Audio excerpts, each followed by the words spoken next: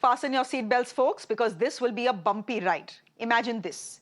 Your car, the one you trust to get you from place A to place B, might just be moonlighting as a spy. Yes, you heard it right.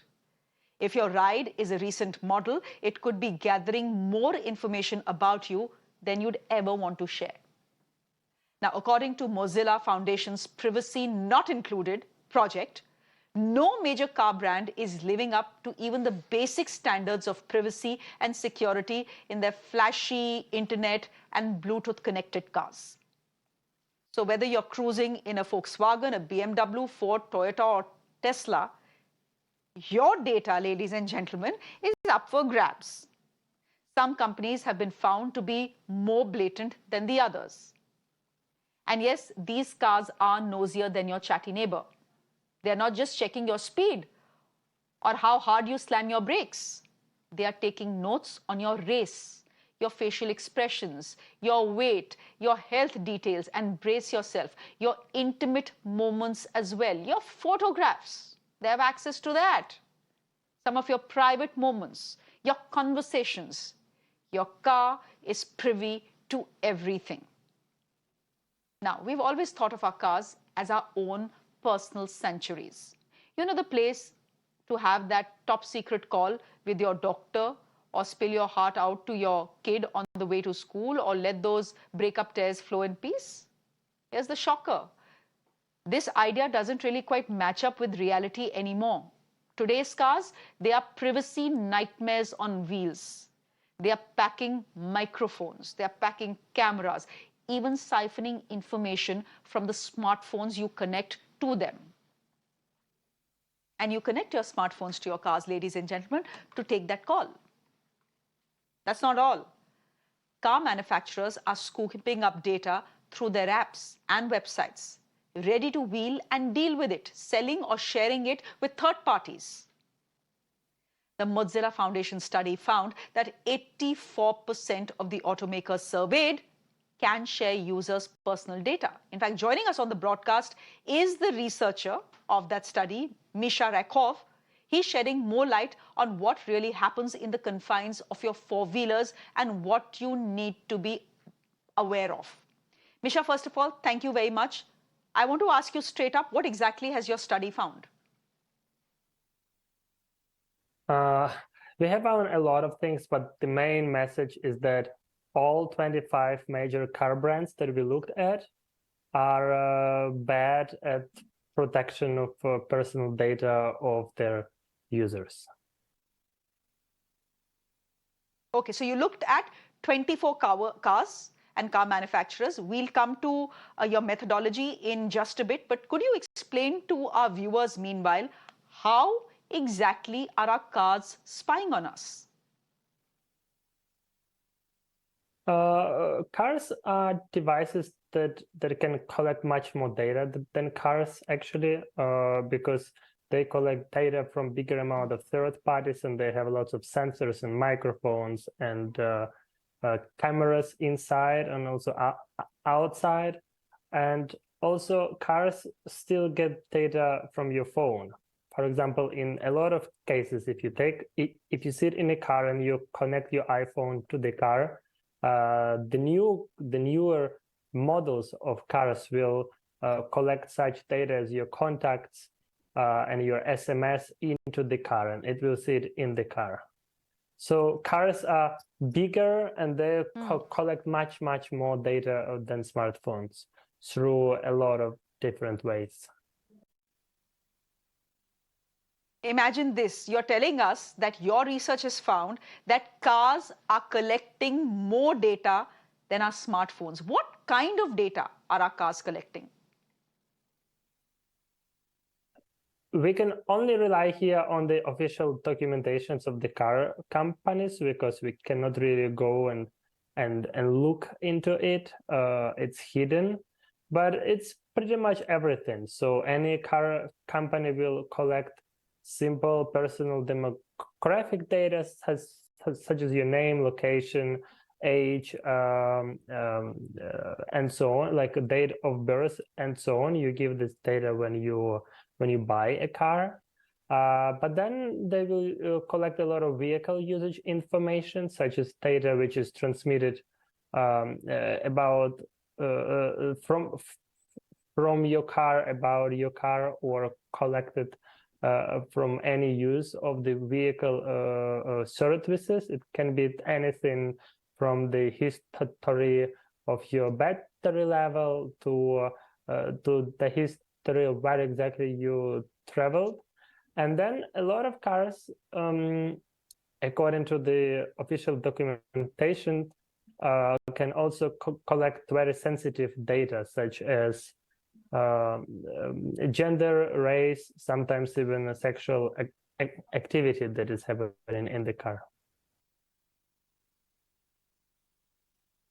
Holy Lord, that's very scary.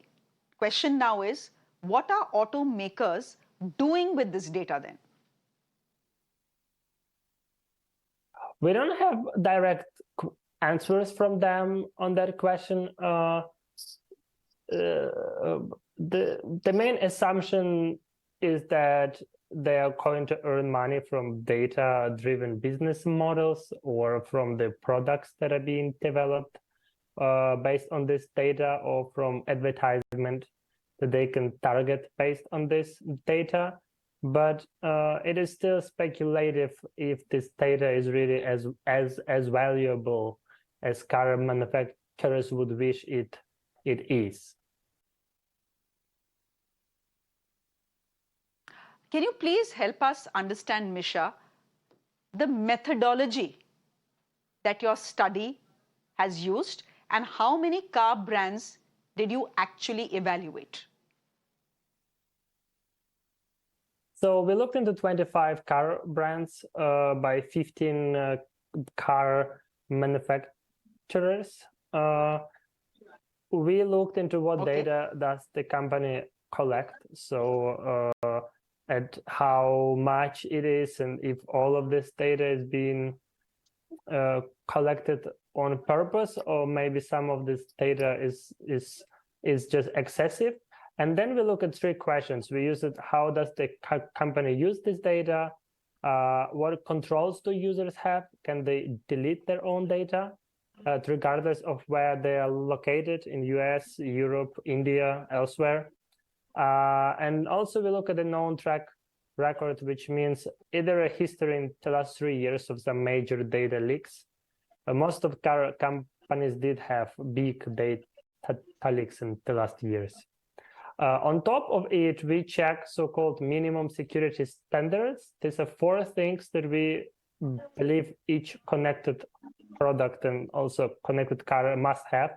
This would be encryption, strong password,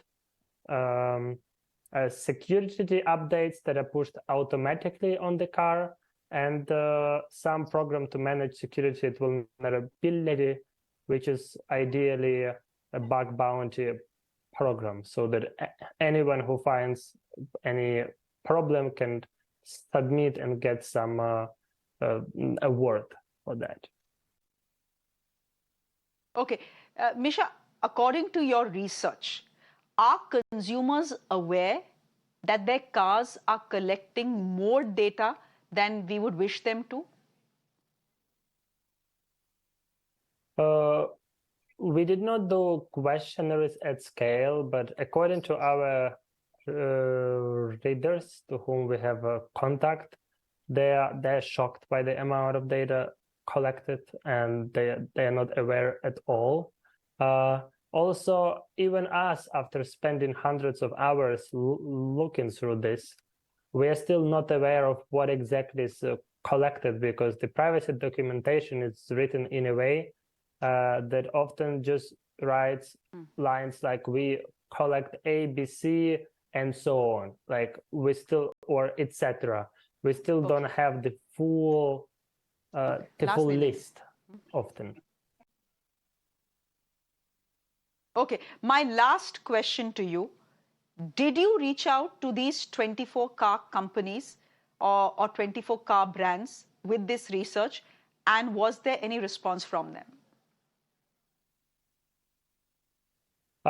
Yes, we did write at least 3 times to each of the 25 that we looked at. and we didn't have meaningful answers to our questions from all except one. And then after we have published, and we told these companies that we are going to label them as such that don't include privacy.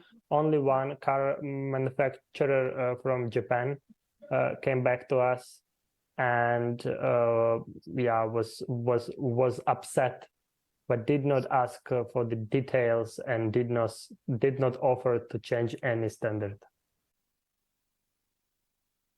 Okay, the people who should be upset, Misha, are people who drive those cars. Misha Rykov, thank you very much for joining us, explaining to us what your study has found and the methodology behind the study. Thank you very much, ladies and gentlemen. Just be careful of what you do in your car, the conversations you're having in your car, because as we said, and as Misha's research has found, Mozilla's research has found, your cars are collecting more data from you than your cell phones, and that is saying quite a lot. We'll wrap with that. Thank you very much. My colleague Nivedana is joining you at the top of 9 with all the day's top stories. Do stay with us.